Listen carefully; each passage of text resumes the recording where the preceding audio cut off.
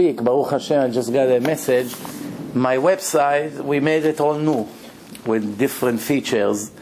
So now people will be able to write comments and questions, and I'm going to write weekly articles. It's not going to be only lectures. It's going to be a little bit more entertaining.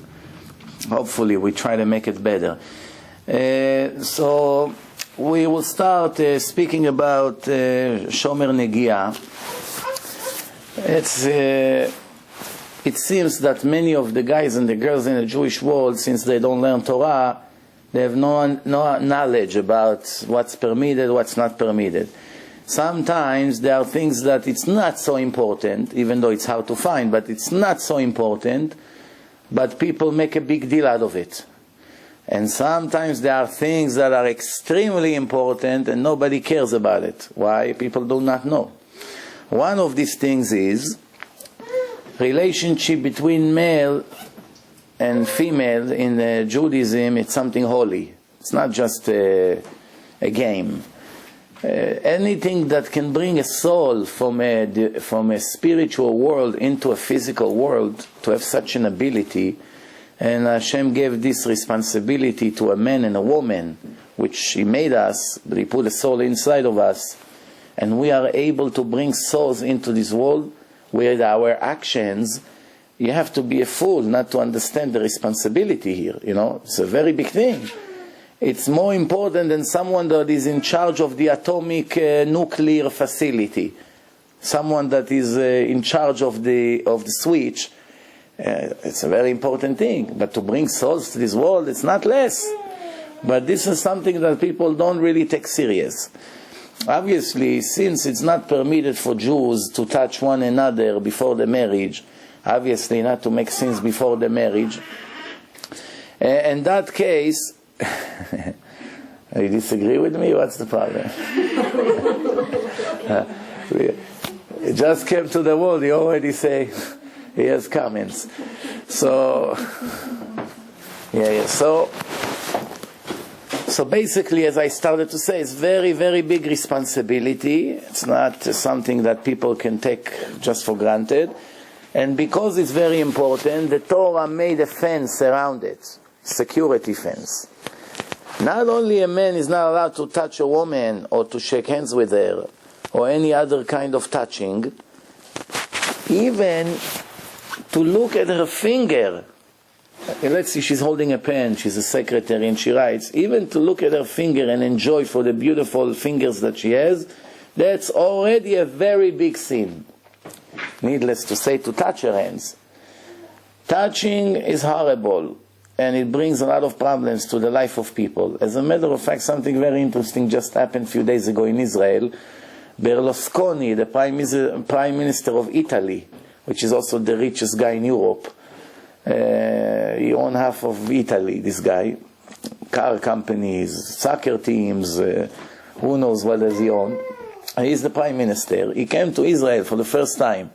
He spoke in a Knesset. They took him to the museum, Yad Vashem. He saw what happened in the Holocaust.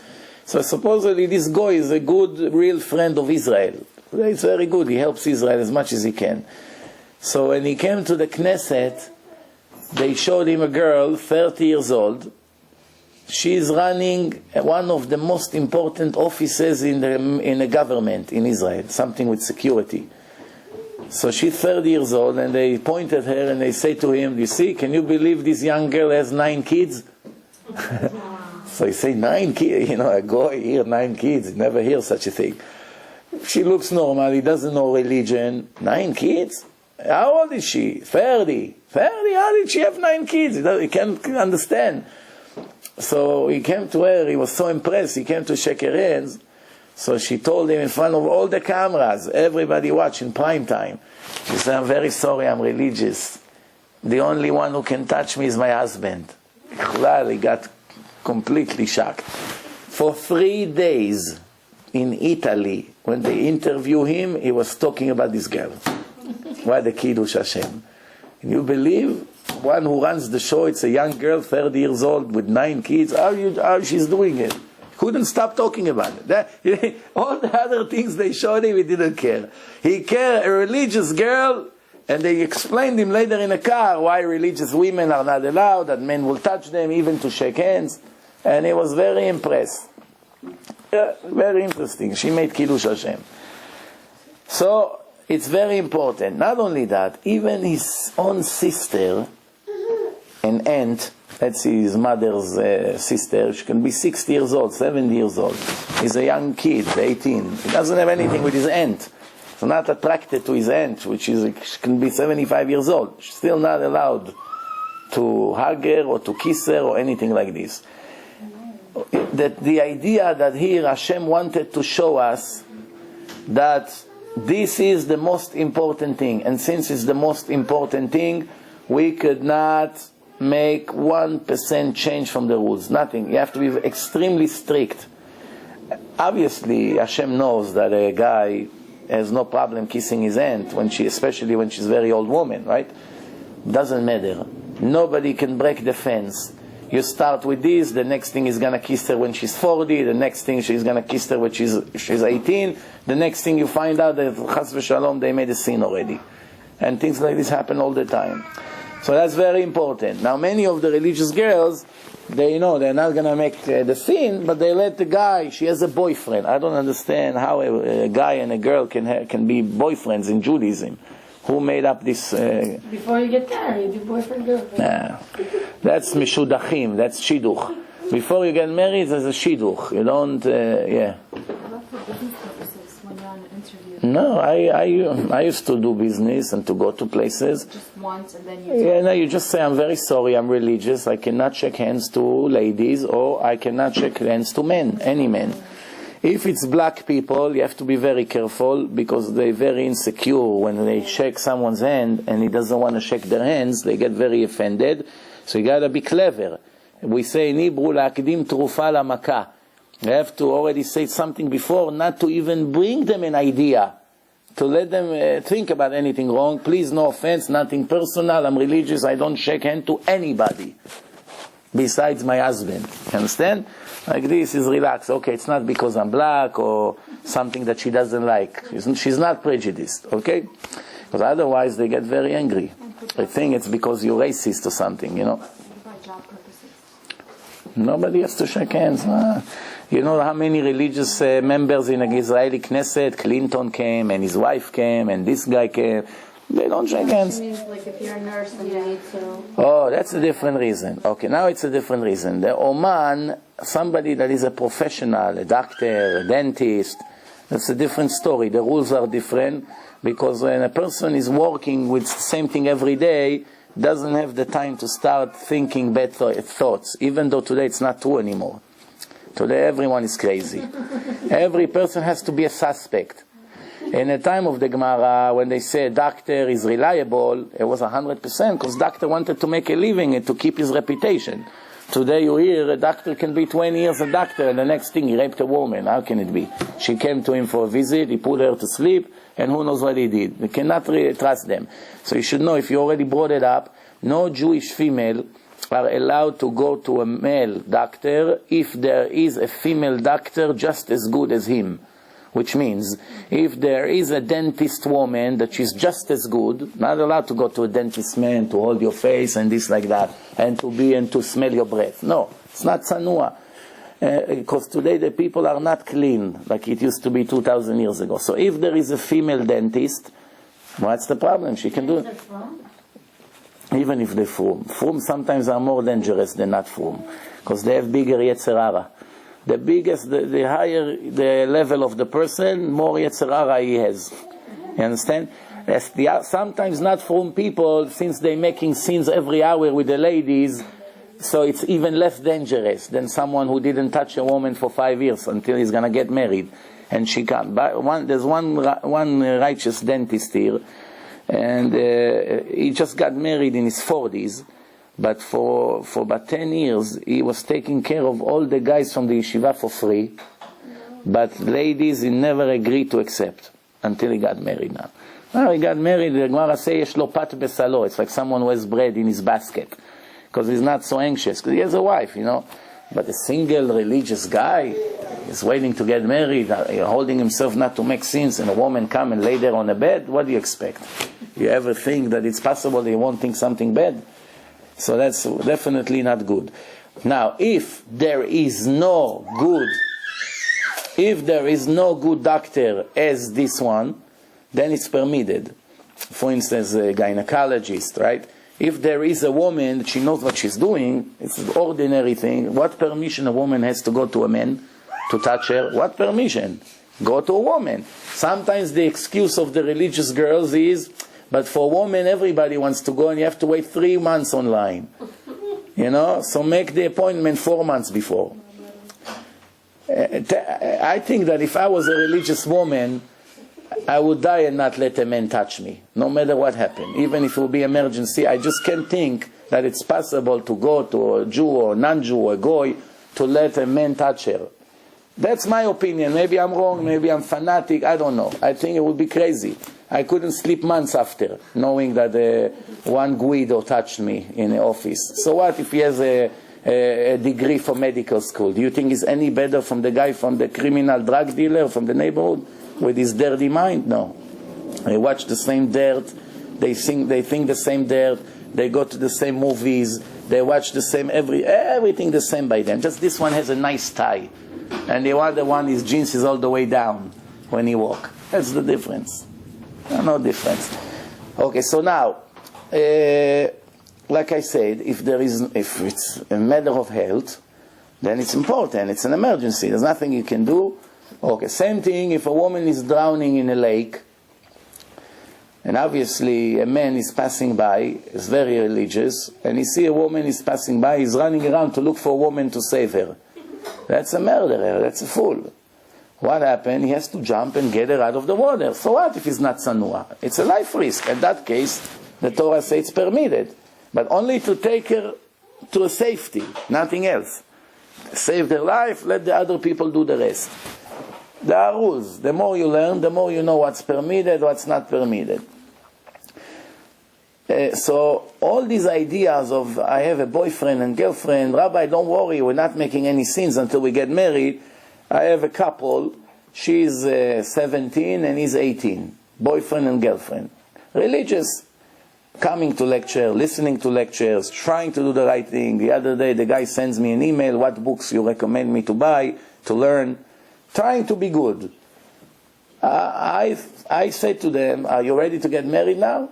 Because if not, what permission you have to be together? How long are you going to be together without making sins? 6 years, 5 years until you be 23 to get married? What's this nonsense? With all the disappointment, you have to break it up. If it's not for serious, immediate plan, then there's no permission whatsoever to be together, not even to talk on the phone. The Gemara say, you probably heard it from me a few times before. It's always good to hear it again. That if the Gemara said there's a guy who fell in love with one of his neighbors, a girl, and he wanted to marry her. Not to make sins, to marry her. And she didn't like him. So he went to the doctor and said, I'm going to die. My heart is broken. I'm going to die. I can't live without this girl. And the doctor said, okay, let me speak to the rabbi, see what we can do. Maybe it's pikuach nefesh, maybe it's a life risk. So he went to the rabbis. The rabbi said, let him die, and she's not allowed to make a sin with him. What's the question? So then they said, okay, rabbi, so she won't make a sin with him. What about that she's only going to walk and allow him to watch her? Let her walk a little bit, put a nice Gucci suit, everything is modest, no questions, no problem. Let her walk to the bus stop, whatever. For him, allow him, she tell him, listen, tomorrow 7:30 in the morning, I'm going to do a fashion show for you. 1 minute every day you look at me. That's what they wanted. Not to touch, not nothing. The rabbis say, it's better he'll die and she won't walk in front of him. So the doctor came with a final solution. Say, hey, how about they talk beyond the wall? He's going to stand on one side of the wall, and she's going to be on the other side of the wall. And just let them talk. How are you? How's the weather today? You heard that tomorrow there's a snowstorm.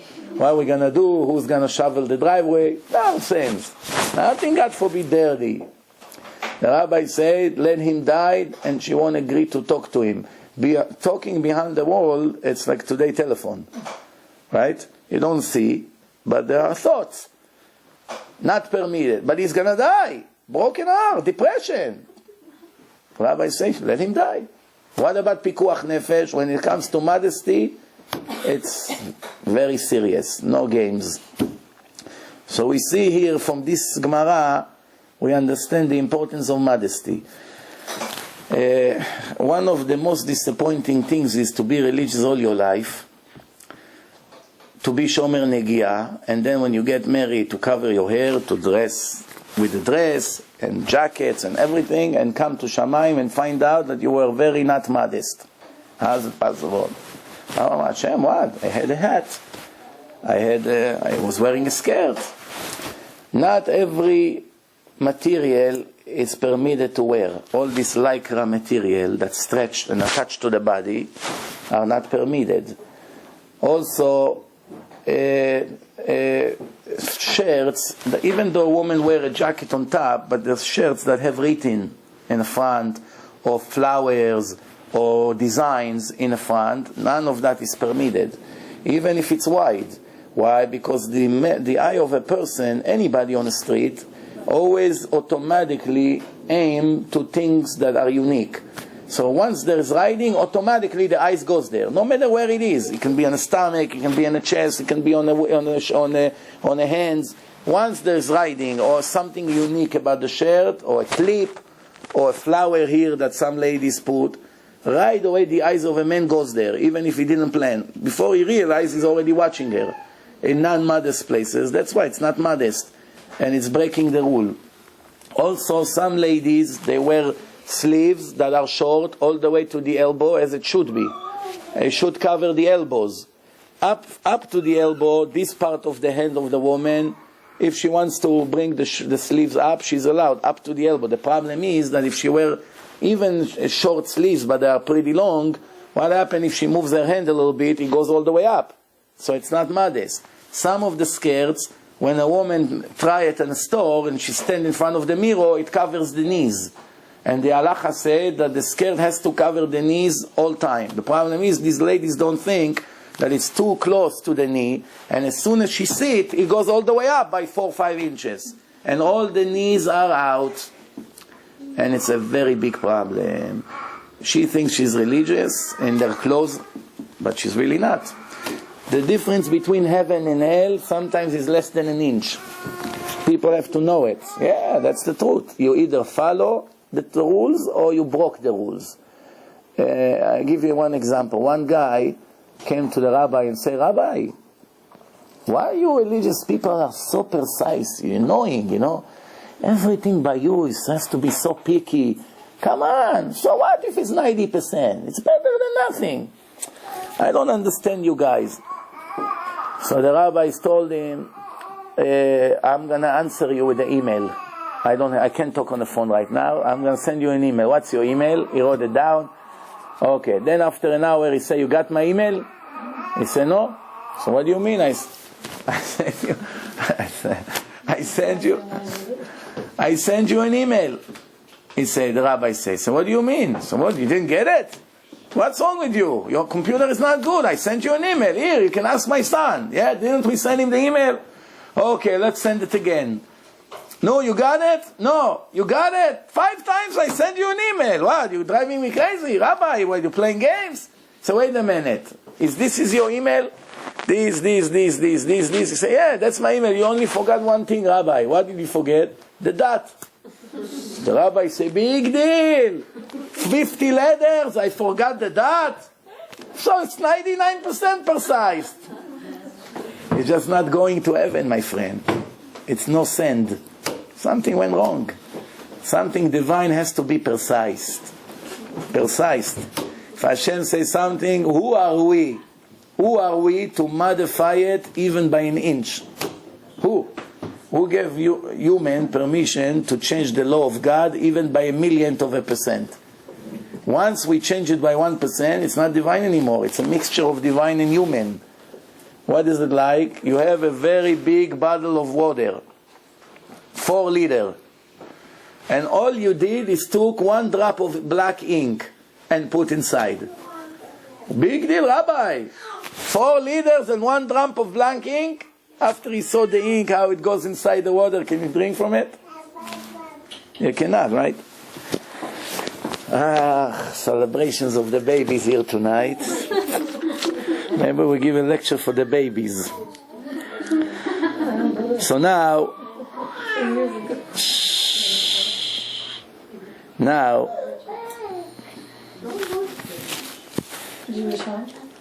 Can women buy a swimming suit, the religious one from Mount, what is it, Sinai? You know those a woman can even wear a bathing suit as long as she has a pool in her house and nobody's watching her swimming. Huh? Go to a public pool? Public pool? Yes, there are times, I know there's gyms with pool inside, indoor pools. They have times for women, time for men. Yeah, in Israel they have beaches, one day for men, one day for women. The problems in Israel that it's also only 95% kosher. Why? The lifeguard is a man. What is it like? What is it like? There are 2 problems there. The lifeguard is a man, and the guy who comes with his box with the ice cream, 2 for 10 shekel, is also a man. No, so what's the difference if there's 100 men there or 1 man that watch her like this? So that's one problem. The second problem is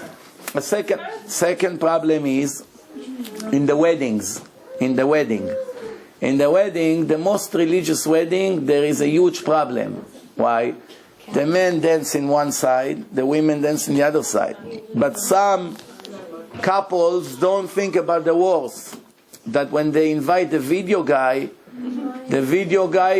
is standing by the ladies and film them. First of all, it's very foolish to film the ladies. Why? Because even if you make a separate videotape for the ladies, it's guaranteed that men eventually will watch it.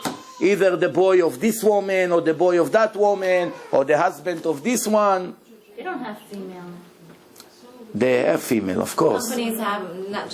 Some companies have men and women. And if they don't have, don't use them. Tell them, I want a woman to film the ladies section. If you ask me, shouldn't film the ladies section to begin with. Like this. And if I would be you, I would never dare to dance in front of a video camera. Never. Never. Why? Because you have no control where your video gonna be. So you dance, you do all kinds of silly things in front of all your friends, and now somebody is gonna watch it tomorrow, somewhere.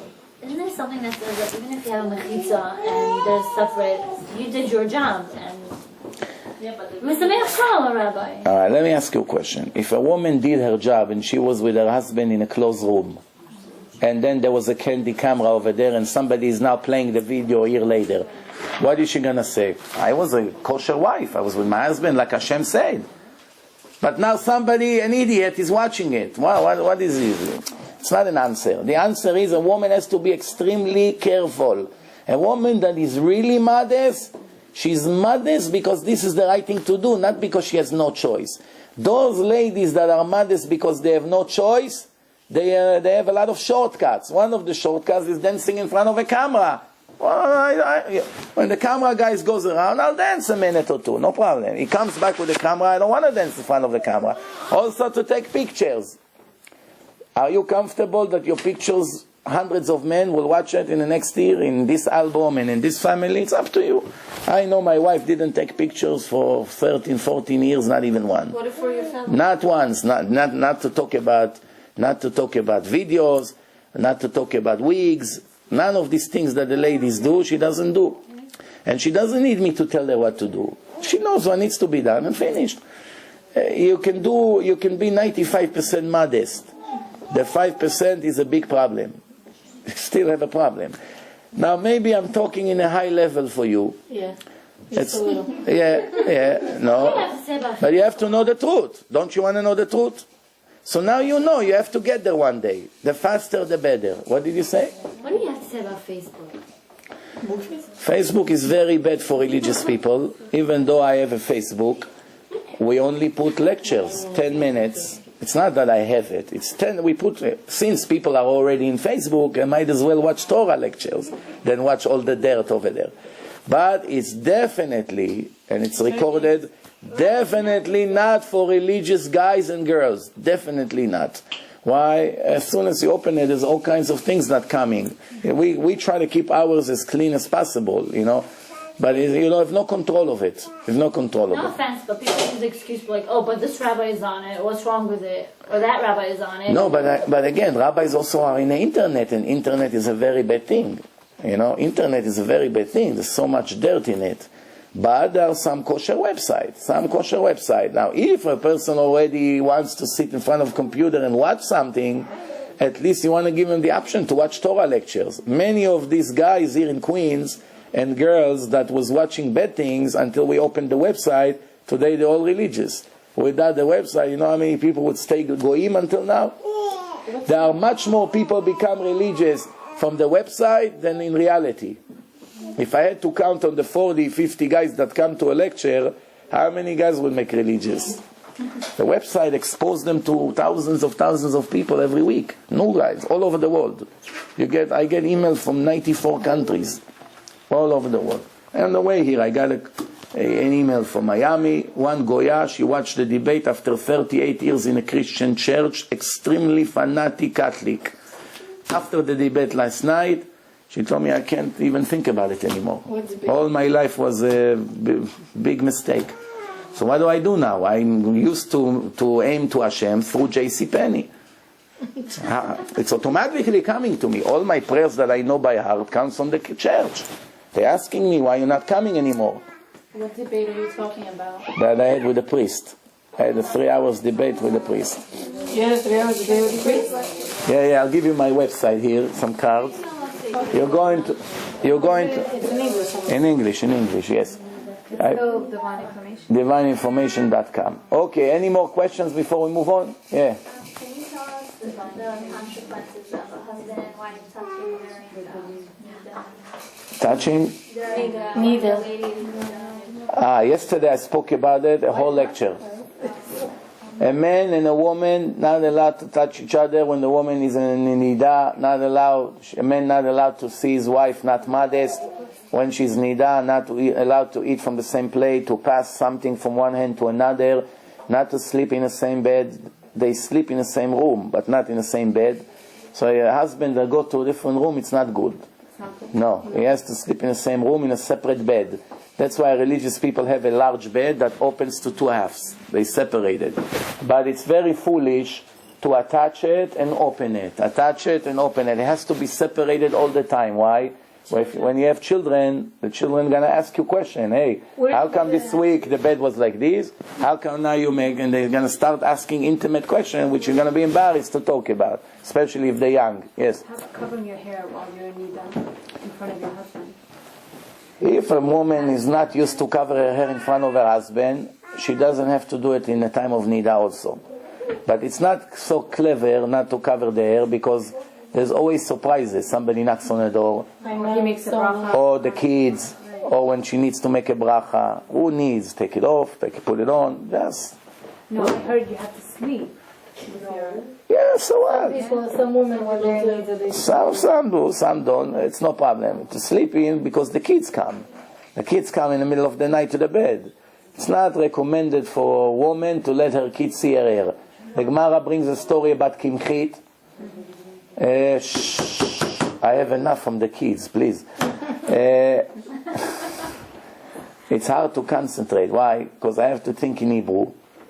First I have to think what to say. Because I never have time to prepare a lecture. Never. So until I sit, I don't know what I'm going to talk about.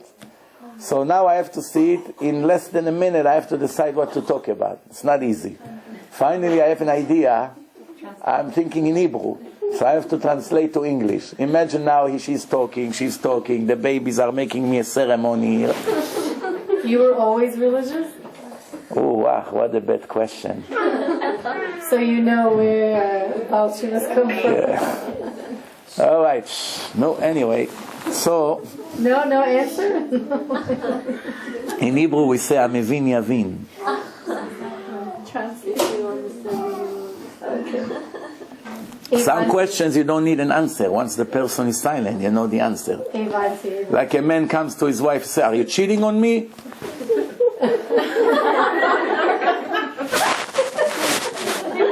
I didn't say yes. That's why the Gemara says, "Shtika ke'odah." If somebody comes and says, "Reuven, you owe me $1,000." What? 1,000? I don't owe you anything. Yeah. What about children watching videos, like cartoons and things? I mean, they're like... That's the beginning of the destruction of these kids. No, I mean, like, not violent cartoons, like cartoons that are totally... Let me tell you something better than that. You know, there are religious films. The religious films today, I'm not talking Uncle Moishi that have some songs to the little babies. That's okay. The problem with videos, that even if it's very rare to find a kosher video, very rare. But even if you found a kosher video, that's going to be an opening for a lot of bad things later on. There are two issues here watching videos with the kids. Two issues. One issue is that most of those films that call themselves extremely orthodox religious are completely bad. They have guns in it, they have kinds of violence, you know, spies, Agent MS, Agent D's, mission, Israeli Mossad, catching Eichmann with guns, putting things around his eyes, and all of a sudden the kids have ideas like the secular world. Now let's say you are extremely, extremely careful and you check 1,000 times before. 1,000 times before, I don't know what's worse, the baby's crying or the toys. So let's say that you're extremely, extremely careful, and the kids get addicted to it. They can't live without it. They got used to it every day, an hour, 2 or 3. The women want easy life. They don't want all day to entertain the babies, so they put them in front of the screen for hours. The problem is they're destroying their concentration and their ability to learn. One of the main reasons why all the kids almost have disabilities in learning comes from television and videos, even kosher videos. Because when a person sits and watch movies, his brain is not used to think anymore. And when you bring him Gemara, he can't think, he can't focus. He can't focus. Why? All his life is movies. All these people who watch a lot of movies, their brain is really usually they're not into learning. No, but I mean, sometimes like the mother, I see like a lot of families, they need a break, let's say, they want like an hour or two just to have the kids sit in front of the TV. I understand, but like the amount So put music for them on a tape, music or stories of the righteous people, they have tapes. You can put the thing and let them listen to it. Better they listen than to watch. I'm telling you, all this watching, I saw in my own eyes that it started with this, and the next thing they come and say, I want to watch basketball. And then you call up the Rebbe and say, what's going to be? My son all day is talking about basketball of the Goyim. So the Rebbe is going to tell you, better they watch basketball than watch other things. There's nothing we can do, right? And then once they're starting to watch basketball, I wish it would be only basketball, even though it's bad. But what happened after they watch a basketball for a week or two? What happened? There's commercials there. There is advertisement for movies who are coming now on the theaters. The next thing you find out that your son goes on a Friday afternoon and tell you, I'm going to the pizza store, and he went to the theater. You understand what's going on? And they begin to watch Goyish movies. And from here, to become a complete secular, it's a matter of months. Maybe you won't see it, maybe they'll hide it for a few years. But before you realize, the kids don't want to be religious. Once they become independent, they dump you and they don't need you anymore. And they don't want to be. And what happened, it started with the cartoons. Yes, entertaining. This is what my kids always say, I want to have fun a little bit. What's the problem? That's the beginning of the destruction. This word, I want to have fun. The idea that a person always looking to have fun, this is the beginning of the end of his religion. Now you have to cry to Hashem a lot, to have mercy to correct it. It's better not to start with a problem than to cry 20 years for the problem to go away. Right? Much better not to start with that, yeah. So if a child says, oh, I want to have fun on board, how do you substitute it for something like... You have to give the kids a lot of attention. You play with them, you can play with them. For instance, sometimes the kids, they want to play Monopoly, let's say. Here, 2-3 hours, you can sit and play with them. You can tell them, if you're going to learn very good, if you're going to get a good mark on your thing, I'm going to do this and this with you.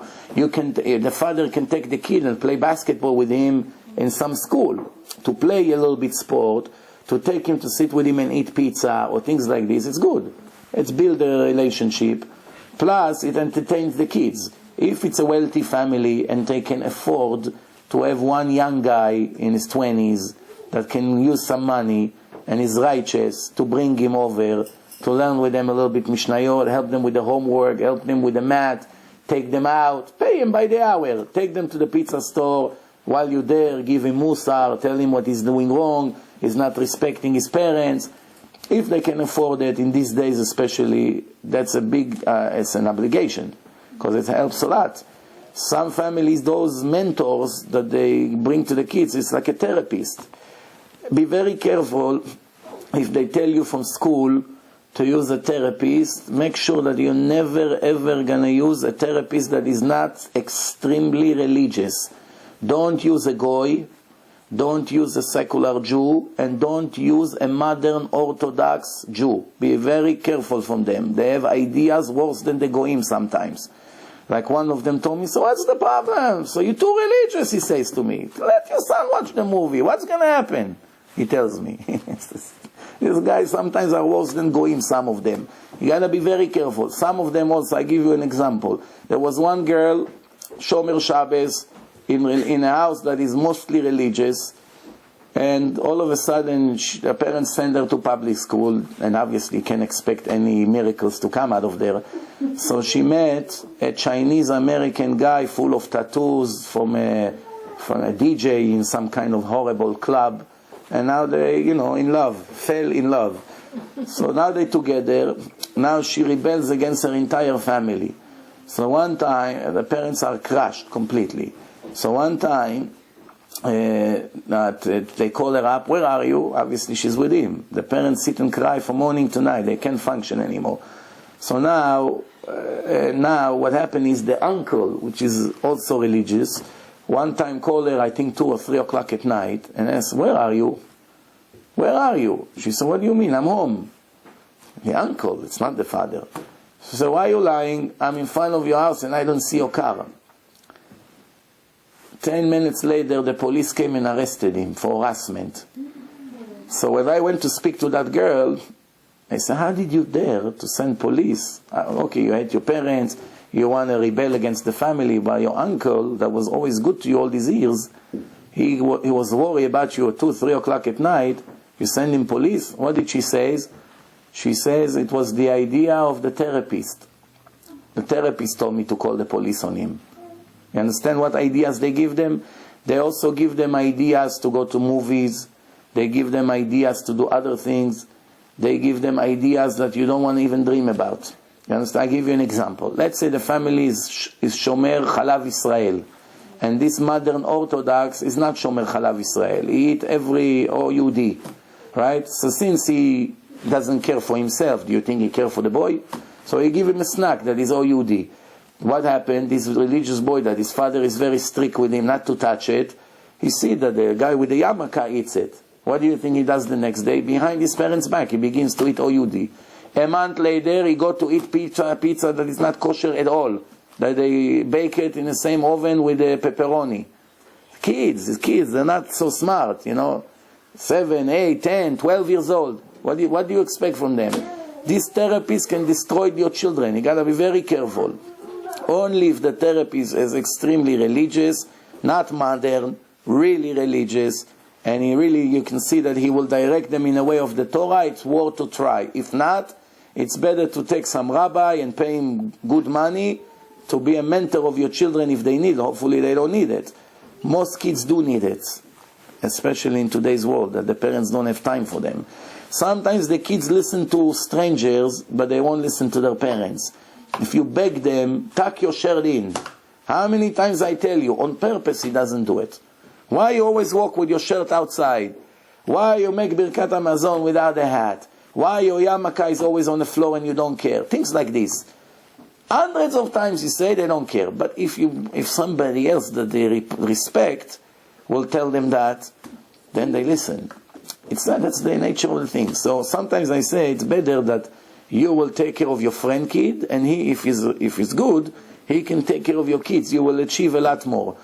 Today we have to be very clever because every scenario is different than the other. There's no solid rules.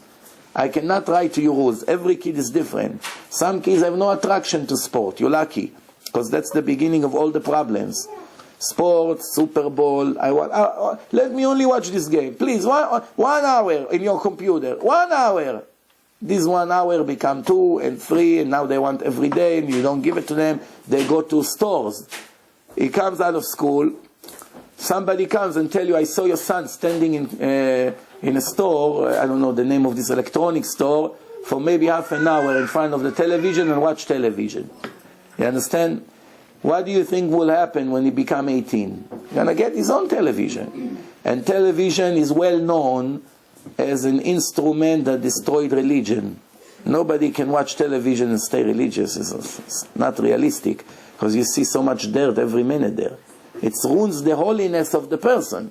The gossip, the jokes, the curses, the violence, the murders, the gunshots, the way people dress. It's affecting us in so many negative ways that we have no idea what's going on. Even 1 minute a day in an office already makes the damage. In the airport, you see it and they have the news. You think, big deal, I watch the news 5 minutes. Even this destroy you. You have no idea how much. Because these people, first of all, most of them are very wicked. It's wicked people, it's homosexuals, it's all kinds of psychos, it's kids that make sins with kids, old people who do all kinds of other things in the internet. You don't know the secrets about these people. And just by looking at them talk, they're affecting you negatively. You understand? So that's why there's so much problems today. Religious families have a lot of problems, like never before. 20 years ago, half of this problem were not exist. Today, the mission become harder and harder. You give your life for the kids and almost everyone fell. What's going on here? You got to be careful. If you think to be modern, you should know that you're going to pay a very heavy price with your children. All the modern Orthodox, almost with no exceptions, in 10 years, 15 years from now, their children will all become secular.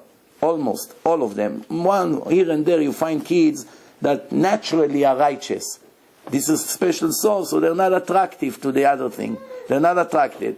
But you raise your children modern, you let them listen to the radio, you let them watch things on the television, you let them do this, you take them to the Yankees games, they see all these going smoke drugs in a stadium, and then don't expect in 10 years that this guy will sit and learn Gemara and become a holy person. You can't put them in a box and they don't know anything. First of all, you're right. If you live in Queens, you have a serious problem, because you cannot lock your kids in a house.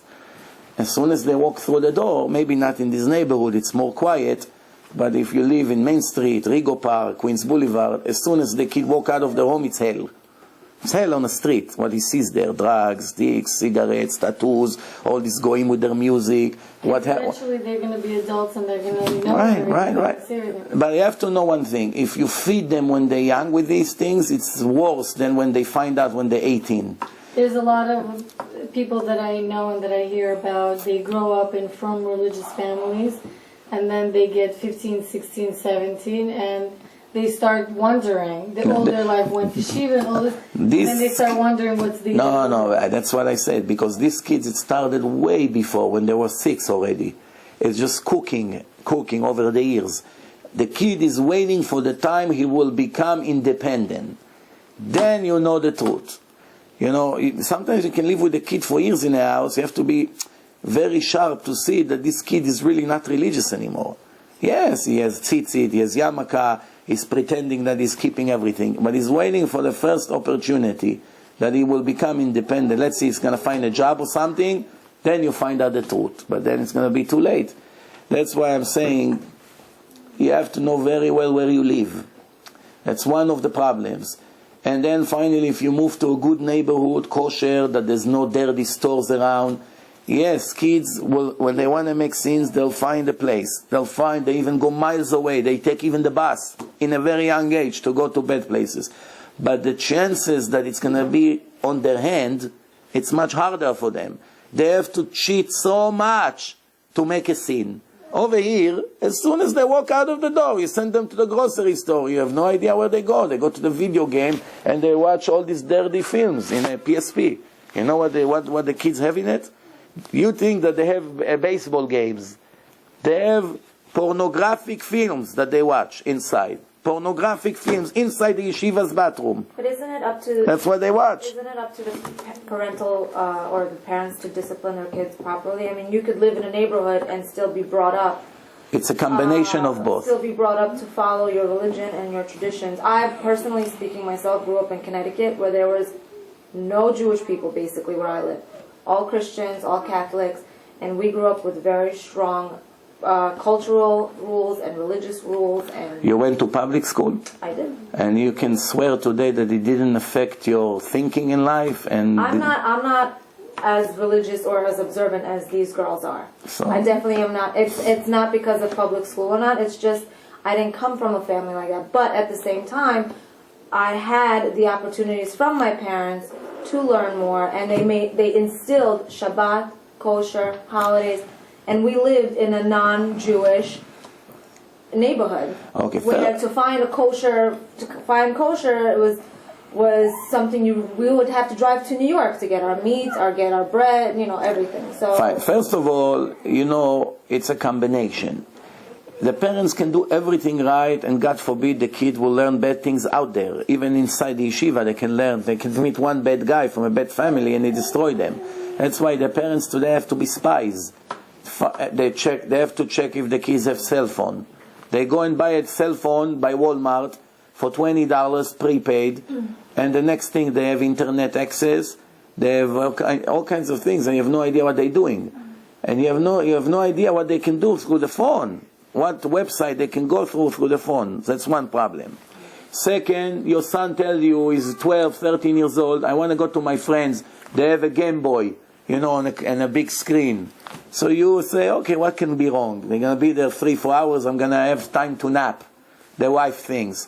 He goes there. That's what he told you that he's going to watch there. But over there, maybe they have some kind of a DVD that costs today $20, $30, DVD player, and they watch horrible things. They lock the door, and even the mother of that boy, she doesn't know what they're doing. In houses that they have internet, now I tell you another thing. Let's say if you have a wireless internet, especially places like Manhattan, Queens, you have a lot of wireless. The kids go with a laptop or with another device. They go in until they find reception from one of the apartments. And you are so strict that they won't have internet, and they're sitting somewhere with a friend's car or in a stairs of one building with this thing, and they watch the worst thing in the internet. They have no idea what's going on. You understand? You have to be extremely on top of them. You have to smell their clothes if they start to smoke, because the first time he's going to smoke, you're going to smell it. But if you don't care, you don't check, by the time you find out, he's going to be addicted already. Here you go. He begins to smoke. And that brings to another thing. You have to check about drugs. In yeshiva in Israel, they caught few guys that sold thousands of drugs to the kids in the yeshiva in Israel. The Israeli FBI caught them after following them for months. Big operation. Drug dealers inside an Orthodox yeshiva. You understand what's going on? So, don't be naive, please. Please do not be naive. For those of you who are married, who have kids, I know it's hard because most of you are Baalei Tshuva here or even not religious or on the way to be religious. There's a lot to learn. There are good books about it. I think, in my opinion, that once a woman knows the ordinary stuff that she has to do, like Shabbat, Modesty, and Kosher, and to cook, and she knows how to handle the house, from that moment on, most of the time, she has to read books about parenting by the right rabbis. Not everybody has good books about it. Some books giving bad advice. You have to be careful who you're getting it from. Because not all the books that say Rabbi such and such are kosher. Not all of them are kosher. You have to know that there's a book that all the chief rabbis gave an agreement for this. Yeah, there's few good books. If you want, I give you a list. I have a whole list of books like this, yes. What about listen to 10 a.m. in the morning for the news? Not in front of the kids, for sure. Why? No, not in front of the kids. I tell you why not in front of the kids. You take the kids in your minivan to school in the morning. You want to listen to the traffic or the weather. You turn 10 news. What do you hear over there? A murder in Connecticut. A husband slashed his wife's neck and stabbed her 13 times. Police are searching for the murderer. You want your son to hear this? No, obviously not. I read For Muslim kids, for news. yourself, is it okay to? Not good also for yourself, but if it relaxes your Yetzer Hara, yes. Everything is good. What's okay? Yeah. It's not true everything is not good. The Torah is very entertaining. Like, The Torah... It seems like there's so many restrictions. I mean, I'm from whatever, but I'm saying the way you're making it seem like everything is so restricting. Like, No. you can't do this. The Torah is very entertaining. You know, if a person is pure, he doesn't need anything but Torah. It's the best food for the soul. Nothing will entertain your soul better than the Torah. Not the movies, not the casino, not the vacations, not the diamond rings, not 10 News, not CNN, none of it. So you have to elevate yourself to be above the red line. There's a red line. Hashem say, up to this red line, you're still in a positive side. Once you go below that red line, okay, that's it. If you feel that you need all this physical pleasure, you didn't cross that red line yet. You should know it. There's a lot to work about. I understand. Personally, I agree with you 100%. I'm saying, when you, like, people that are new coming from, and like, they hear all this, it's like... Yeah, all they hear is you cannot. No, you know, I'm not We saying... talk about things that we I can't. didn't say you cannot. For instance, some games the kids can have. You can buy the kids kosher games, let them play, like Lego, like Monopoly, like, you know, there's a lot of games, toys, cars, I don't know, whatever they have, remotes, they play with cars, it's no problem. You can entertain them with kosher toys. But I'm telling you, some things are addictive. Like if they get into video games and they put cassettes inside, one game and another game, that's become their life. And a week or two later, you're going to get a phone call from the Rebbe. I don't know what's going on with your son. He's not learning anymore. He's sitting in a class like a bum. This is direct results of these video games that occupy their head completely, and they don't want to look at the Gemara. They're not interested to learn. Yes. How about exercising at home? I have a lot of religious pictures in my house and books, and I feel so guilty. No problem. It's okay? The pictures, the rabbis in the pictures don't see you when you exercise. Don't worry. It maybe give you an unpleasant... they can't see you. Some of them in heaven, some of them are still walking in the street somewhere. No, but I'm not sneers. I'm not in a... It's no problem, no problem. The pictures are not important, but in front of holy books, you have to be tzanua. Yes, that's true. So cover them, or do it in a book that is not... You cover the books, or you do it in a room that there's no books. Once the door is closed, or they are inside the closet, it's no problem. Okay. Another question. Yeah. Yeah. My son is 6 months. When is it okay for him to stop sleeping in our bedroom? It's a problem because they don't ask you; they just show up. They just show up, and to fight with them in the middle of the night and wake up the whole house, it's not gonna work. No, he has a bed. If there is a way, to make them sleep in their own room, the faster the better. The more they stay with you, the worse it gets later. They become more spoiled. But some things are not realistic. You can try as much as you want. It's still going to show up every night in the same time. 1:45, he shows up. That's his alarm, for whatever reason. Until they grow out of it. You have to offer them candies, prizes. If you're not going to come to mommy's bed, I'll give you this and this. I'll give you bamba. I'll give you that what you want. I'll give you that candy. I'll take you here. I'll get you pizza. Whatever they like. Every kid likes something else. So by giving them incentive, it will work out better. And from what age do we start locking the door and not letting the kids go in? If you lock the door, what's going to happen? Do you think they're going to stop? They're going to start screaming. During the day. When is it okay? When is it not? The kids have to know that they're not permitted in their parents' room at all. That's out of their territory. Even if the door is open, they have to know that's it. That's my border here. Any age. But some ages is just not going to work. If he's 3 years old, you tell him don't enter mommy's room, 2 minutes later he's there. So you continue to tell them when they're 2 or 3, don't enter here, don't come to the room until they learn. At one point they get the point. That's it. It's not. Now it's your opportunity to ask all your questions. Yes. If a couple gets married and then none of them, they're both not a servant, but then the wife decides she wants to become more a servant, but the husband is against it, and they start having Shalom Bayit, issues, what happens? Is she allowed to go to lectures and observe things, or? Like it's a big issue. It seems like a big issue. It's like a person that ate candy all his life and now has root canal. And it's a problem because the feeling won't cure the problem. Now it's a lot harder. You need root canal. So the first mistake was to get married when the couples are not religious. Because statistics shows that all these marriages fail. So what's the point? Just to have 6 months, nice 6 months, and then later to start fighting? So that's a first problem. But most people make that mistake, and later they meet in court. So the mistake started right there, that 2 non-religious couples thought that they have a possibility to live for the next 20, 30 years happily married. They never checked the statistic to see that almost nobody gets there. But they ended up marrying, until we'll see what's going to be. Once the mistake was happened, there's not that much that can be done. But however, if the woman or the man eventually finds out the truth and they want to become religious, it's more important than the marriage.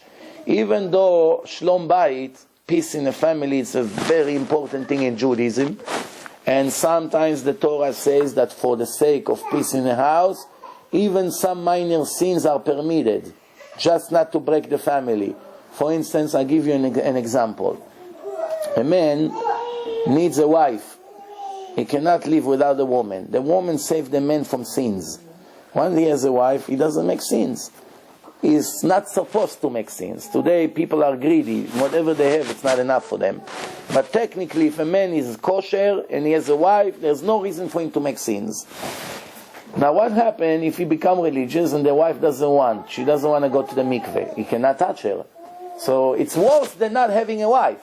Why? Because not having a wife, at least you don't see a woman changing her clothes in your room and going around and putting perfume and doing this and doing that, and you cannot touch her. It makes it worse. How long this marriage can go? Really, technically, it should end it in a week or 2, because there's no point. You want to become religious? Yes. If not, I have to divorce you. I cannot be with you. The rabbis stretch it up to 2 years in average. Marriage like this, the man is going crazy. 2 years he cannot touch his wife.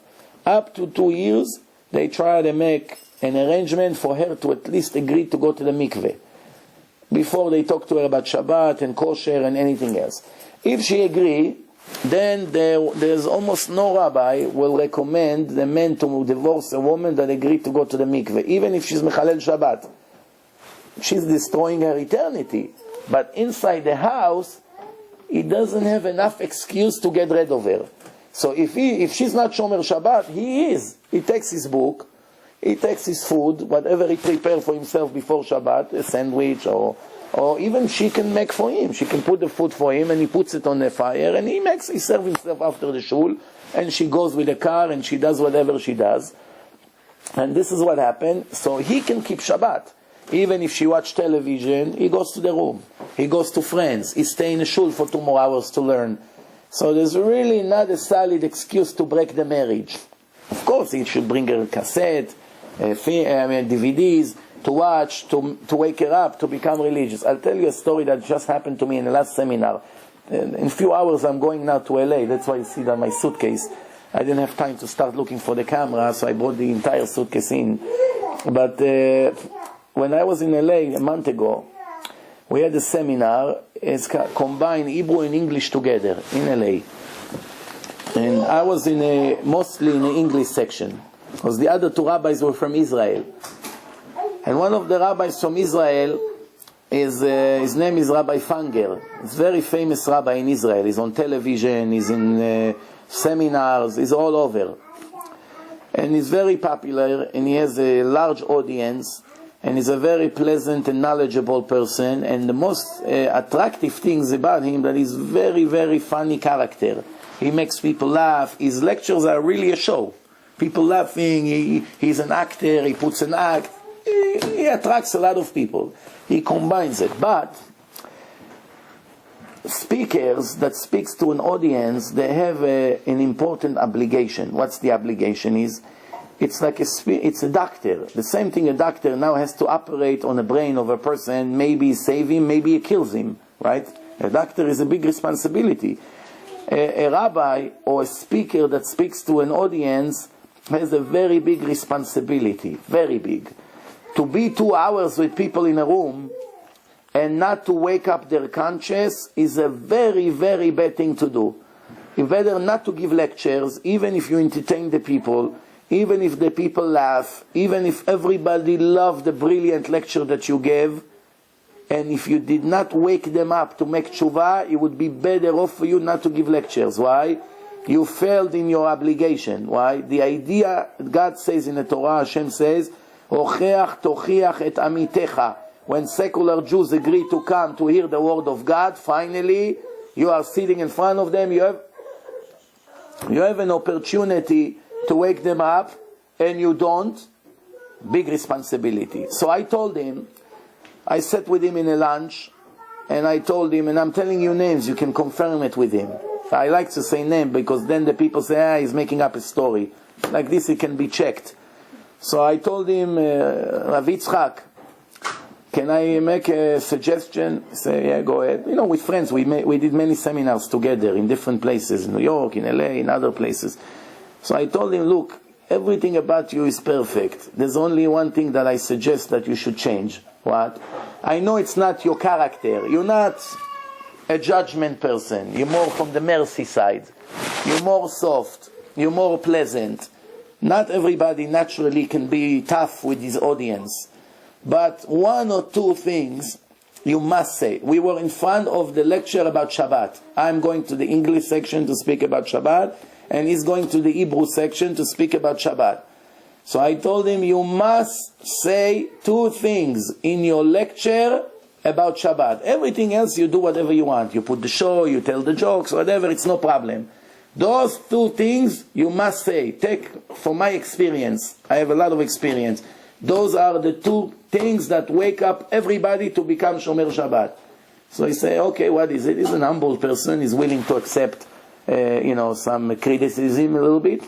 So I told him, you have to make sure that every one of the people in your audience understand that in the eyes of God, to be a Mechalel Shabbos is worse than to be a murderer. They have to understand that. There's a worse punishment in the Torah for a Mechalel Shabbat than the punishment of a murderer. They have to know it.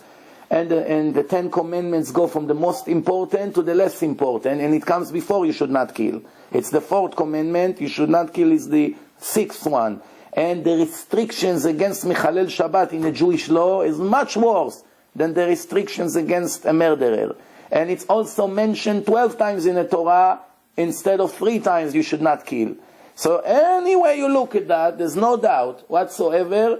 And the second thing, you have to make sure that they understand that a Jew that is not Shomer Shabbat cut himself with his own hands out of Judaism and out of the next life of eternity. He has no share to the world to come. Those 2 things you must say in a lecture. If not, you're wasting your time. That's my opinion. He looks at me, he's thinking, okay, I'm taking your advice. That's it. An hour later, we gave the lectures. Listen to the story, you see the hand of Hashem mamash clearly. We give the lecture. He gave his lecture in his room, I gave my lecture in a different part of the hotel. At night, there was Motzei Shabbat, Saturday night. Saturday night, there was an entertaining, a singer, a show. The guy is playing music, he's singing songs, everybody is happy. And they give the microphone to the people. This is already 3 days into the seminar. It started from Thursday, Friday, and Saturday. 3 days. Even though we have another day in the seminar, which is Sunday night, they started to give the microphone to people to tell the audience what do they think about the seminar. How did the seminar affected them? So there was one woman there, one fancy woman, which married to a man, and there's a couple that lives in LA, And the husband is Shomer Shabbat for a few years, and the wife is not. He is Shomer Shabbat, she's not. Every Shabbat she takes the car, go to friends, shopping, he's keeping Shabbat. He goes to shul, he comes home, he's alone, he's keeping Shabbat. Of course, he's anxious that his wife will be Shomer Shabbat. They gave her the microphone, she got up, she doesn't know anything that I spoke to Rabbi Fanger, nothing whatsoever. She doesn't know that she doesn't know the advice that I gave him, she doesn't know any of that. So what happened is, she say, I want to say something about myself, she said. She's holding the microphone. So she said, you know, for years, my father is Shomer Shabbat and my husband is Shomer Shabbat. For years, my husband and my father, Shabbat, Shabbat, darling, keep Shabbat, only this, keep Shabbat. And I say, yeah, and nothing else. I go here, I go there. So, once, I went today to the lecture, and believe me, I heard a lot of lectures, even about Shabbat. Nothing helped. But two things that Rabbi Fanger said today in his lecture shocked me. And now I'm accepting on myself to be fully Shomer Shabbat. What are the two things? That Mechalel Shabbat in the eyes of God is worse than a murderer, and he has no share to the life of eternity. I cannot risk such a thing. He looks at me shocked, froze like this. I look at him, smile. I say, what do you have to say now? I say, psh, kacha, like this. Psh. You know what does it mean, psh, in Hebrew? I have no words. Psh. Like this. I'm telling you, maybe a minute, like this. I say, no, Hashem came and served to you in your hands. If you don't wake up the conscience of the Jews, they'll sleep for 1,000 years. Every day they'll go to lecture, and they die goyim. Every day. You must wake up the people, even if you have 15 people coming. It's better to save half of these 15 than to speak to 500 and then going back to sleep with Christine. They're waiting for him in the apartment. What if they get turned off and then they never want to be? I have news for you. Very big news for you. You can only turn off someone that is on. Someone that is off, you cannot turn him more off. All these people that are coming to lecture 20 years and never change, do not put tefillin, do not eat kosher, do not keep Shabbat, they're worse than dead. What off? What off? Their soul is frozen. It's nothing. What can be worse? What? That they curse God? They're already doing it with their actions. What can be worse? That they curse the speaker? It's really hard for people to concentrate our religion with everything that we have. You know, with all the new accessories that people have, it's really hard for people. The Yetzer Hara, it's true that the Yetzer Hara is advanced. He's also becoming more and more modern. He has new techniques to fool us. It's a war. It's a war against the Yetzer Hara. What do you think life is? It's a test. Today, the technology that we have helps us a lot to learn Torah.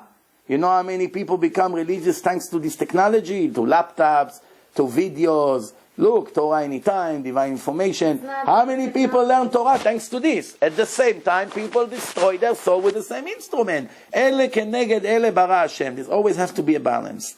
Otherwise, there's no free choice. When people become very wealthy, they forget now. Wealth is cancer. Wealth is a spiritual cancer. It's a fact that the wealthier the person becomes, statistics shows that they forget Hashem. The Torah say it. I didn't. Wealthy religious people. Yeah, there are wealthy religious people.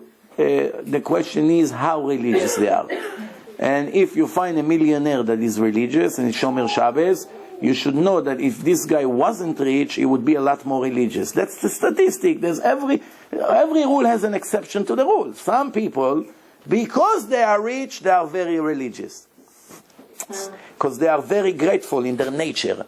Once God gave them a few $1 million, they're so grateful to Him, so they are embarrassed to disappoint Him after what you did for me. But most people are ungrateful. They don't appreciate anything. You know, I give you an example. There's an accident. A guy had an accident and he broke his 2 legs. Tragedy, right?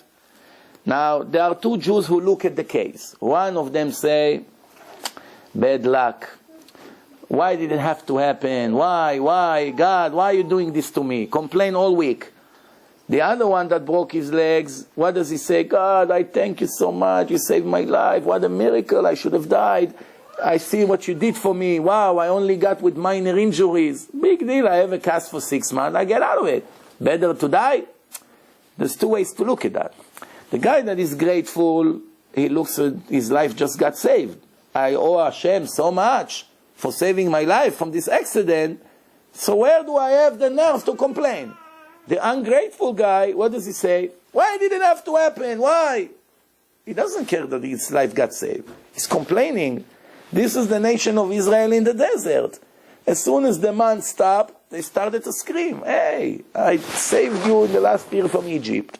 I'm giving you everyday food. You have water. Why you? 5 minutes you already complain. He's starting to scream. What was the response of Hashem? What was the response of Hashem? He got very angry at them that they started to complain. Complainers, Hashem doesn't like. Hashem doesn't like people who complain. A person should always accept what Hashem gave him with understanding, with love. Thank you, Hashem. This is what you want me to have. I appreciate it. Could always be worse. Yes. Is it okay for husband and wife to have 2 separate rabbis? If the husband is okay with it. The ideal situation is that the rabbi of the husband will be also the rabbi of the wife. But eventually, sometimes, the husband and the wife have 2 different souls, and they operate completely different. And the husband will be attracted to that rabbi, and the wife completely attracted to a different style of rabbi. So if she will go with that rabbi, like she said, it will turn her more off than on. Or the other way around, if the husband will go with the rabbi, so sometimes you have to compromise, yes. But you should also know that if the husband has the opinion and the wife has an opinion, they have to go by the husband's opinion. You understand? Unless if it's a sin. If it's a sin, a woman doesn't have to listen to her husband. If he tells her, do this, don't worry about Nida, she saw blood or something, and he said, nah, it's nothing. 10 times he went to the rabbi, he was always kosher. Don't go now. Let's not waste time, or things like this. She's allowed to do behind his back to save herself from this sin. It's not only him, it's about her also. Also, they go to eat out. I know the lecture is good. It's working. Because the more noise they make, I understand that the Satan is going crazy. It's a rule. I sometimes go to lectures that are not so good, and I feel the kids sitting there like 7 years old adults. When they make noise non-stop, you know somebody here is making tshuva for sure. Is thinking, maybe I should become Shomer Shabbat. Yes? So let's say you're trying to speak to somebody about enhancing your sneaks or whatever it is, and someone says something like, okay, you have your beliefs and I have my beliefs. There's no need to amend and try to make them a different person. You know what I mean? Like, how do you answer somebody like that? No, you have to tell them like this. If the Torah is God's work, God's book, then I'm following it and you are going against it. You should know that according to this book, when we both died, I go to heaven and you go to a place that Auschwitz is a picnic compared to there. So I suggest you're going to learn the Torah and see if it's the work of God. And goodbye. If you don't have time to start arguing with every person, here is a website, go and see if the Torah is divine or not. Leave him alone. You don't have to sit all day and argue with him. Throw a bomb and disappear. That's the trick. Throw a bomb and disappear. Why? If he's a man of a truth, it would bother him. Hey, if she's right, I'm finished. If she's right, if the Torah is God's work, then I'm really going to pay the price. Some people don't care. Whatever happened, happened. Fine. There are people like this. They live in a lie. They live in a lie all their life. What can you do? We cannot have 100% success. We can't. We have to do our best. Yes. Yeah. We're all aware that we're supposed to have separate weddings, but how do you explain that to somebody, like your family? Well, you show them in the Torah that after the Bnei Israel came out of Egypt, they wanted to make a party and thank Hashem. Moshe and the men made a separate party, and Miriam, his sister, the prophet, with all the ladies, make a separate party, not together. Why? Because God cannot stand mixture between men and women in the same place. Even if they dress completely modest. Just the fact that they enter a room and mingle and mix around, it's already a big problem. And you have to know, getting married, it's a new start. It's a very good opportunity to erase the sins of all your life. If a bride and the groom are, let's say, 22, 23, right? So obviously from the bar mitzvah until now, there's 10 years of sins. Chilul Shabbat, Lashon Hara, non-kosher food, problems. There are a lot of sins, right? A lot of sins. And because of that, is that the night of the wedding, it's an opportunity to erase everything that a person did in his life if he makes real tshuva. Because of that, because the Satan is very nervous, because his job is to make us make as many sins as possible. That's his job. This is the way Hashem designed him. So because he's very nervous, he gives them a very hard test right in their wedding. It's the parents. The parents and their guests are putting tremendous pressure on them not to marry in a separate wedding. Why? By making a mixed wedding, they destroyed everything. Destroyed all the opportunity to erase all the sins and to create millions of new sins for the future, which probably will destroy the marriage eventually. Why? Because in the night of the wedding, there's hundreds of people. How many sins are being done, especially if there's alcohol and dancing together and exchanging telephone numbers, and this guy met this girl, and tomorrow they went on a movie, and they went here, and they went there, and who knows how many abortions will come from that night, and how much people will eat without kosher food. You know, there's a lot of things. This is all go to their account in the night of the wedding. They're responsible for everything. So what's better?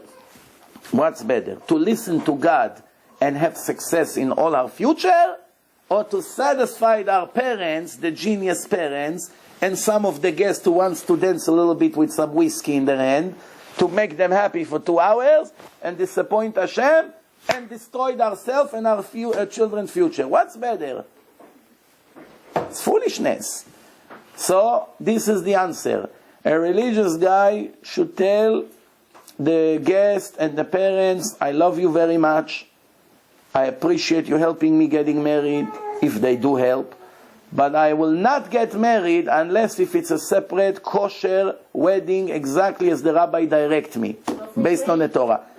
So if they say, okay, we don't pay for the wedding, the next thing they have to do is to go to the rabbi and say, and tell the parents, no problem, we're canceling the whole party. We're gonna marry in shul. In front, I have a lot of couples that I married like this, in front of 2 people in a shul with the rabbi. 5 guests in a wedding. That's it. We're gonna get married by the rabbi without a wedding. Believe me, they'll die out of the embarrassment. Right away they surrender. Okay, let's talk. Sometimes the rabbi is allowed to have mixed seating, not mixed dancing. Mixed seating, especially the modern Orthodox rabbi, they're more lenient about it, because there's not such a clear, strict law against seating together. Because if you have to separate the seating, well, all the kosher restaurant has to be closed. Because in kosher restaurant, they all sit in the same room. Boys, girls, you sit here with your wife, and right there is a wife of somebody sit 2 steps from you. So it's seating mixing. It's all mixed. So if you say that it's not kosher, right, in that case, then all the kosher restaurants are not kosher. Come, Shammai. So you got it? So this is it. More questions? Baruch Hashem, there's a lot of questions here. Yes. Here, that's the best. תספור, תעשה טובה, תספור. תביא את הדיסקים לפה, שכחתי לשיר את זה. אוקיי. I had an incident. I was waiting for the bus once, and the rabbi that I know very well stopped me to offer me a ride. I was hesitant, but I agreed at the end. That's no problem, getting a ride with a man. Usually sit in the back. Yeah, that's good. He insisted that I sit in front. I said, no, I don't feel comfortable. He said, I don't feel comfortable driving a cab driver. Then I shouldn't go in. That's suspicious. I sat down, but the opposite, he should have wanted you to sit in the back. When I give a ride to a lady, I make sure that my front seat is stuffed with my bags, my coats, and everything. That when she comes to open the front door, not all of them understand that it's more modest to sit in the back. What do I have? I have an ego? I'm afraid to be a taxi driver? That people will think I'm a taxi driver? What's the problem? But I have nothing to do with this rabbi anymore. No, let's not suspect him that he had bad thoughts. Maybe he's not so strict with that law, but it's if a man gives the right to a woman, which is a mitzvah, he doesn't have to be a fool. Hey, I'm a man, she's a woman, I'm not going to give her a right. Seeing her carrying the baby on the street, walking with the baby's falling on the floor. It's a mitzvah to offer her a ride. And tell them to sit in the back. What about elevator? I always think about that. Elevator, it's no problem. You can go to the elevator with a man alone? 100%. Really? Yes, why? Because the only problem starts after 3 minutes, and you don't stay in the elevator more than 3 minutes. Place that you be alone more than 3 minutes, it's a problem. What if you get stuck? You're taking that chance. You know, we go by certainty. Everything can happen. We only go by what's the certainty. What's the chance that the elevator gets stuck? How many elevators get stuck? 1 in a million a day? So come on. And if it gets stuck, it gets stuck. Now you have a test. That's it. People under fear, they don't have the mind to make sins. When the elevator gets stuck, they begin to worry. When a person is worried, is Yetzer Hara relaxed. You got it? If a person is under stress, if a person just found out that a check bounced, somebody gave him a check, big check, and it bounced, do you think he's in a mood to be with his wife? All his desire disappeared. Why? $10,000 check just bounced. What am I going to do now? I'm going to have problems in my account. Wow. Right away, he was thinking to go and make a scene. Right away. Or if he's eating a steak like a lion, he gets a phone call. Yeah, what happened? The guy that owe us money disappeared. Right away, he dumped the steak. He doesn't want to look at that. That's one way to overcome the evil inclination. You know, sometimes when a person looks for so much joys, that's what push him to make more sins. Yes, more, yeah. I just wanted to know, like, I've heard that neshama comes back in like an animal or whatever figure. Yes. So let's say if you see like a cockroach or whatever, you're not allowed to kill it, or like what happens? I don't know. According to Kabbalah, we're not allowed to kill animals unless if we have a risk from them or they are disturbing us. Like a bee. You kill the bee, you got rid of the bee. What if you're a snake, it's no problem. No, you can kill them with a spray, you can kill them with a trap. You don't have to kill them with a hand. Snakes, scorpions, things like this. If we can escape from them, it's better.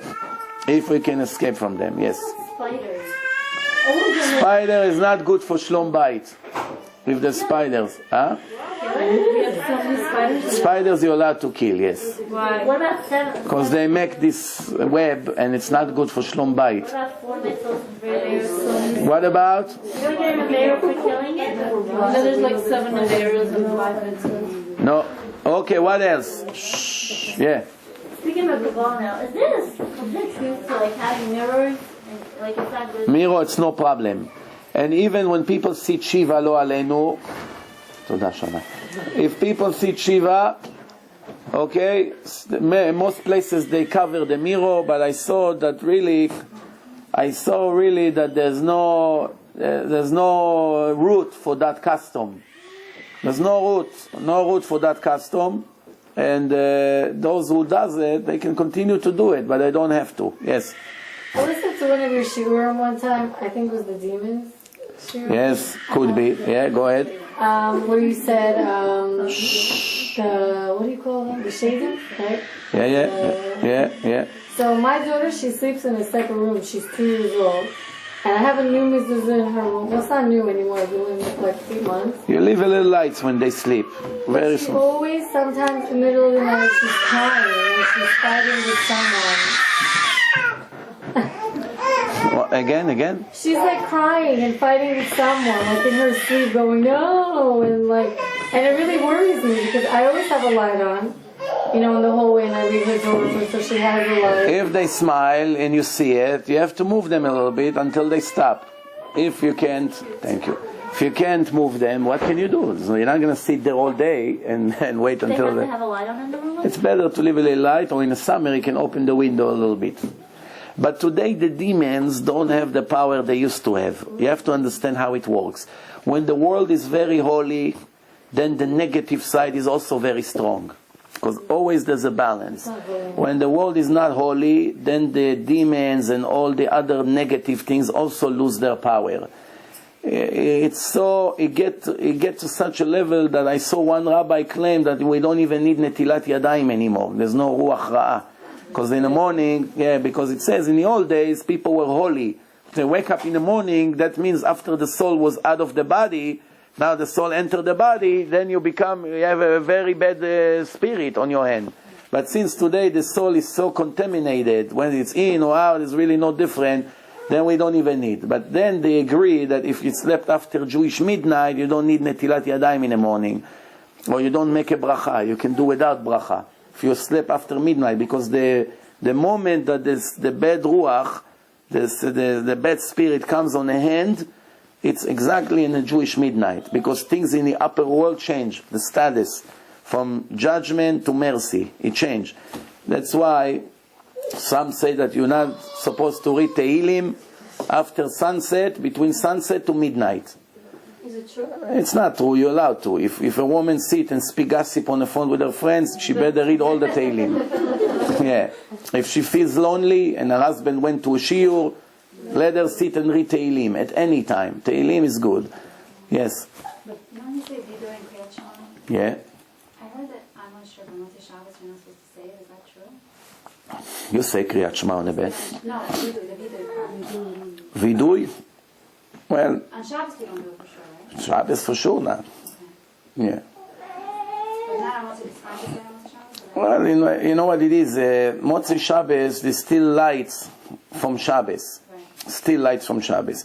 But there are Motzei Shabbos, for instance, there are things that even though it's still a continuation in the way of Shabbos, that we do. So it's a machloket about it. If you don't want to say, you don't have to say.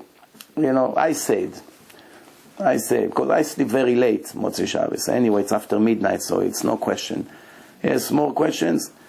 Before I tell you as a story or something? Huh? Yes, I wanna tell hear us a your story. wisdom. All right, a story. But we still do wash our hands in the morning, right? Yeah, everybody watch. But if you sleep after 1 o'clock or after Jewish midnight, now Jewish midnight is 12:10.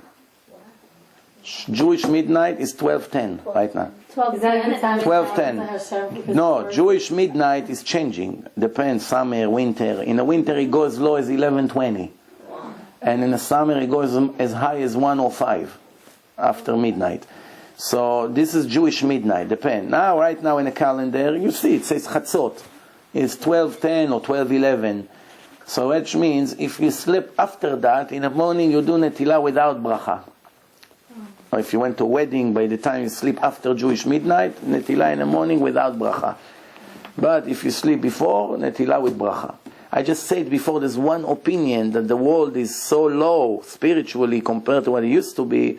So the same thing that the holiness went down, the impurity also went down. So these negative effects that used to be like demons and all these things don't have the power anymore today, like they used to. And we see it's where did you ever hear that a person got damaged from a demon in this generation? In the time of the Gemara brings examples. The rabbi is right. The demons used to push people. They fall from places. Today we don't really see any. A lot of people have spirits in their house. Yeah. Spirits in the house exist. That's why you need good mezuzot, especially if you build your house from scratch, new construction.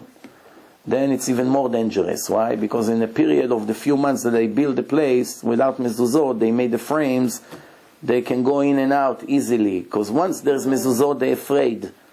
If you buy a house from a Jew, there was always mezuzot there. And he's not allowed to take the mezuzot off until you put yours. You understand? And if for whatever reason you want to keep his mezuzot, you have to pay him for that. You cannot steal it from him. But he has to, supposedly he's lending you his mezuzot until you bring yours. The Gemara said that if a Jew leaves the house and takes the mezuzot away with him and another Jew move in, chas v'shalom, he bury his children in his lifetime. Why? If you don't care about the other family, why should I care about you? What if you're renting from a guy and when you move out, you don't know who's going to live there next? Renting from a goy could be that there are spirits in the house because there's no mezuzot there. If the goy had mezuzot there, some goyim have mezuzot from the previous tenant, they don't take it off. You know, goyim, some of the goyims are very clever.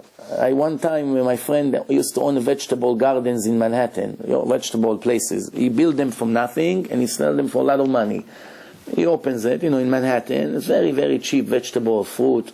And he sells all kinds of Israeli products in Manhattan, these vegetable markets. So one of them he opened it up. He had 3 doors. So I gave him 3 mezuzot. He put it there. Then about a year and a half later, he calls me up. I sold the store to a Chinese guy.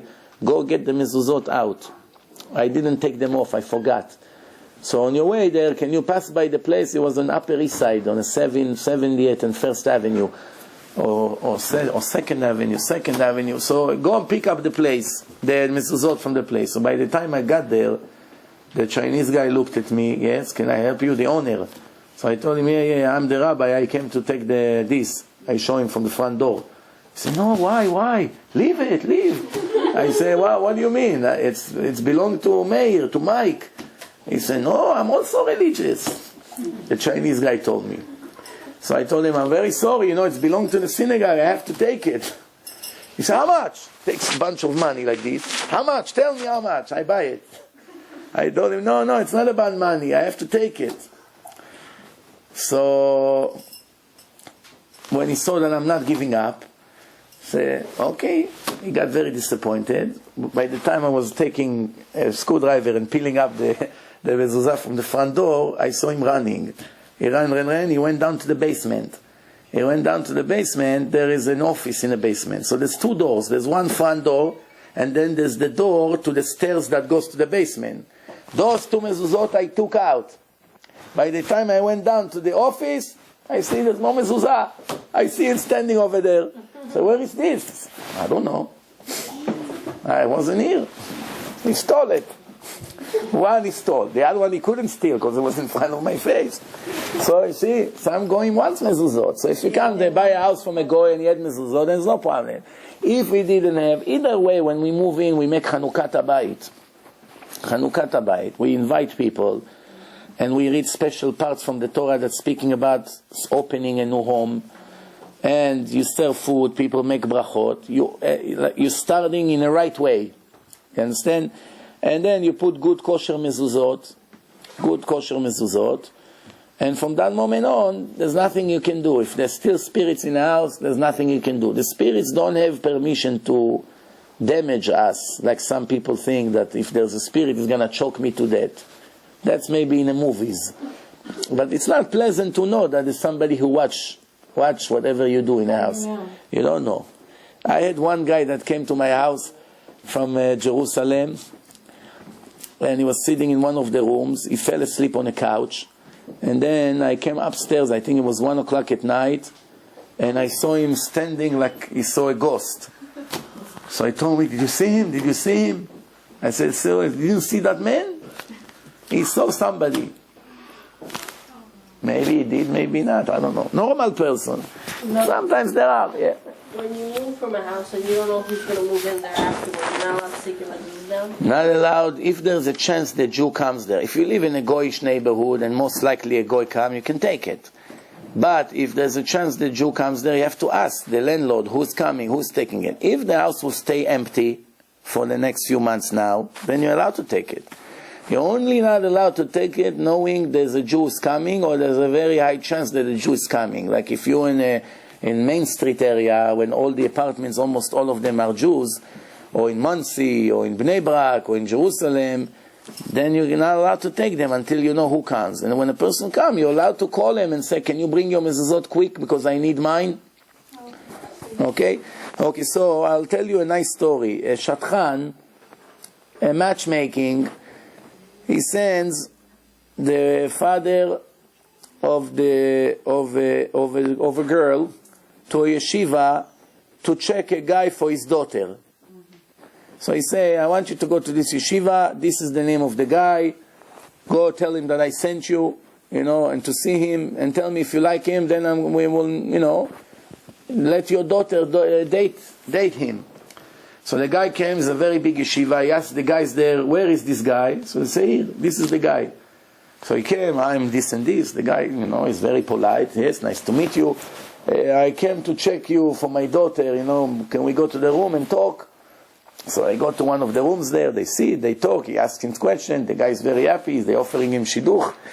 He says, okay, I think that it's okay, I'm gonna, here, this is the telephone number, and you should go on the date, and good luck. He confirmed that it's okay. They went out a few times on the dates, perfect match, they get engaged. Now in the night of the wedding, the shadchan usually show up to receive his commission for his efforts. It's shadchans that work for money. When the shadchan show up to the catering hall, guess what he see? It's not the chatan, it's not the guy that he recommended. In that yeshiva, there were two guys with the same name. First and last name, same name. In Israel, it's common. You have a lot of Moshe Cohen. You can have 5 like this in one yeshiva. You can have Yitzchak Levi, 10 like this. It's common names. It's like Joe Smith. How many Joe Smith you have? Millions. So, the shadchan said, wow, that's not the guy. See them under the chuppah, lechaim, mazal tov. Now he's thinking, am I entitled to get my commission or not? What do you think? He deserves to get commission or not? It wouldn't have happened if you didn't suggest it. Even if it happened the wrong way. Still. All right. So he went to ask the rabbi. You know what you said now? That let's say you make a birthday party, and a guy and a girl came to your birthday party, and they met that night, and they got married. So now you say, well, I deserve to get a shidduch. Why? Without me, it would never happen without my birthday. It doesn't go that way. It's the same thing, you walk on the street and you can save someone's life not even knowing. Somebody looked at you in the last minute, because of that an accident was avoided. You never know. So you say, oh, you know what, if you knew, you owe me $1 million, I saved your life. It doesn't work that way. Only when a person intentionally came to work for something he deserved. Anyway, the rabbi told him you're not supposed to get. Why? Because in this life, you're only getting paid for your achievements. What you succeeded, you get paid. If you're a mechanic, you work 10 hours to fix the car and you didn't fix the problem, you don't deserve any money. But if you are working 2 minutes and you solve the problem, you told him the price, you got lucky. But in Olam Haba, in the next life, you are getting paid on your efforts, not on your achievements. How much you tried. That's the main reward. So if it would be according to the next life, which is the world of the truth, then you put in effort, you get paid, even if you fail. Hashem pays you. But in this life, I'm sorry, my friend. The rule is, you deliver, you get paid. You didn't, very bad. We feel sorry for you. So he's not entitled to get. There was one kibbutznik, his name is Eliyahu. A guy from the kibbutz, he grew up like a goy. He doesn't know anything. Slowly, the rabbi started to be in touch with him, and he said, you want religious people to buy animals from you, cows and sheep? He's a farmer. No problem. You have to get a certificate from the Rabbanut. The rabbis have to give you a certificate that religious people can buy animals from you. Why does he need certificate? We're not talking butchered animals, slaughtered. We're talking animal, the whole body, to slaughter them later. Because some of them are firstborn. Firstborn is holy. You cannot enjoy from it.